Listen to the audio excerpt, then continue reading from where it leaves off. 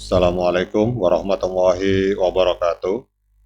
Teman-teman, selamat datang kembali di Warung Kopi Kripto Tarakan Pecan FX. Sebelumnya saya ucapkan terima kasih pada teman-teman yang sampai hari ini masih setia menemani nongkrong sambil ngopi di Warung Kopi Kripto Tarakan Pecan FX. Oke teman-teman, seperti biasa, sebelum kita mulai berbicara tentang situasi yang ada di dunia kripto, mari hari ini kita bersama-sama berdoa memohon kepada Allah agar kita semua senantiasa diberikan nikmat berupa kesehatan dan juga diberikan keberkahan di dalam setiap rezeki yang kita terima pada hari ini teman-teman. Oke teman-teman, hari ini kita akan jalan-jalan ke sebuah akun Twitter yang bernama Kauloi Crypto dengan follower sekitar 4.586 follower teman-teman. Kita akan berbicara tentang node, jadi kita akan menggali lebih dalam tentang tingkat partisipasi di dalam jaringan P-Network, kemudian peran penting supernode atau supernode dan persiapan node teman-teman. Jadi di dalam dunia blockchain teman-teman, itu partisipasi dalam jaringan menjadi kunci utama di dalam memastikan kestabilan dan keamanan sebuah platform. Hal ini tidak terkecuali di dalam P-Network, di mana partisipasi di dalam jaringan ini akan memainkan peran sentral di dalam membangun dan menjaga infrastruktur blockchain P yang inovatif teman-teman. Jadi dalam video ini kita akan menjelajahi lebih lanjut tentang 3 tingkat partisipasi di dalam perangkat lunak node P dan supernode yang mempersiapkan jaringan P-Network untuk open mainnet teman-teman.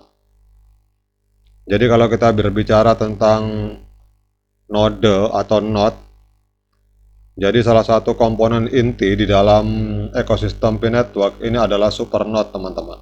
Jadi supernode ini yang bisa diibaratkan sebagai tulang punggung dari blockchain P, memiliki peran yang sangat penting di dalam menentukan konsensus berdasarkan algoritma untuk mencatat transaksi yang tepat di dalam buku besar P teman-teman.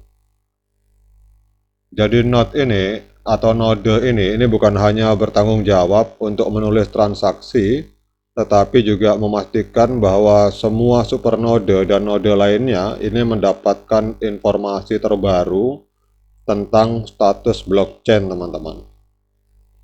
Untuk menjadi supernode, seorang peserta harus memenuhi sejumlah persyaratan yang ketat. Mereka harus terhubung ke jaringan internet 24 jam sehari dan 7 hari seminggu teman-teman. Dan harus memiliki koneksi internet yang handal dan tidak terputus, serta harus memiliki listrik juga yang stabil teman-teman. Selain itu juga mereka harus memiliki perangkat keras yang memadai untuk menjalankan perangkat lunak node dengan baik.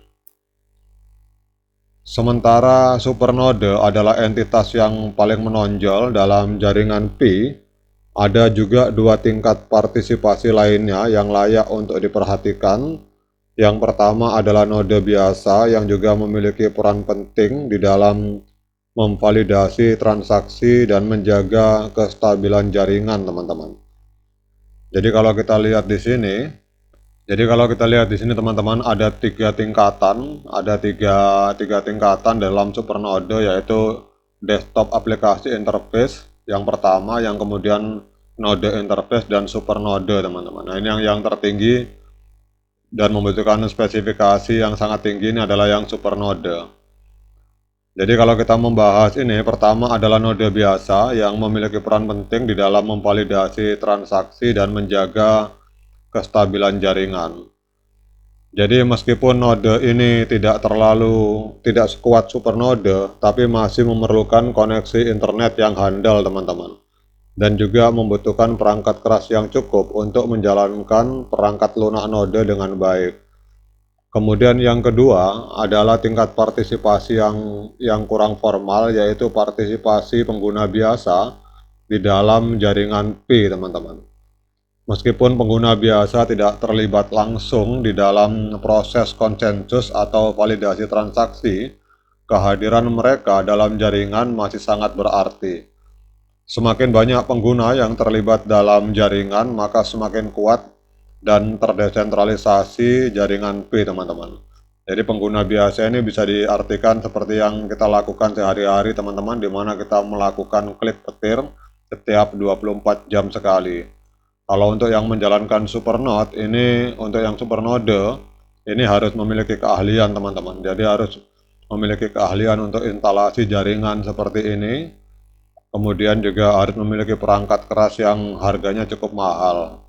Dan ini biasanya ada orang-orang tertentu atau tim khusus yang ditunjuk oleh core team untuk menjalankan supernode, teman-teman. Jadi untuk memastikan bahwa partisipasi di dalam jaringan P berjalan lancar, ada sejumlah persyaratan perangkat keras dan lunak yang harus dipenuhi oleh peserta, teman-teman. Jadi untuk supernode, koneksi internet yang handal 24 jam sehari dan 7 hari dalam seminggu, ini adalah sebuah keharusan. Perangkat keras yang memadai juga diperlukan untuk menjalankan perangkat lunak node dengan baik. Demikian pula untuk pengguna node biasa, ini juga perlu memastikan bahwa mereka memiliki perangkat keras dan koneksi internet yang memadai, teman-teman. Dari segi perangkat lunak node Pi harus diunduh dan diinstal. Jadi kalau yang ingin menginstal aplikasi node, silakan langsung jalan-jalan ke mainpi.com, teman-teman. Jadi di mainpi.com ini teman-teman silakan langsung masuk ke sini. Nanti di sini ada tata cara instruksinya, bagaimana cara menginstal node, teman-teman. Kemudian ini harus diinstal. Kemudian biasanya akan ada pesan peringatan yang mungkin muncul saat menginstal node pada sistem operasi Windows. Ini termasuk peringatan biasanya semacam Microsoft Defender Smart Screen yang muncul karena ukuran pengguna yang besar dari IP network, teman-teman. Jadi biasanya kalau kita menginstal semacam node ini ada semacam peringatan dari Windows. Biasanya kayak dianggap seperti semacam virus, tapi sebenarnya bukan virus, teman-teman. Ini Microsoft Defender akan mendeteksi ini semacam virus, tapi sebenarnya bukan virus. Namun kalau untuk menginstal ini di dalam jaringan yang komplit seperti ini memang membutuhkan keahlian yang luar biasa, teman-teman. Jadi bagi kita yang masih awam di dalam dunia node atau dalam dunia blockchain, saya sarankan kita hanya cukup bermain melalui handphone saja, teman-teman. Jadi cukup kita klik petir 24 jam sekali dan kita akan mendapatkan Pi secara gratis. Jadi kesimpulannya, teman-teman, dari postingan ini bahwa partisipasi dalam jaringan Pi ini adalah inti dari keseluruhan ekosistem blockchain Pi.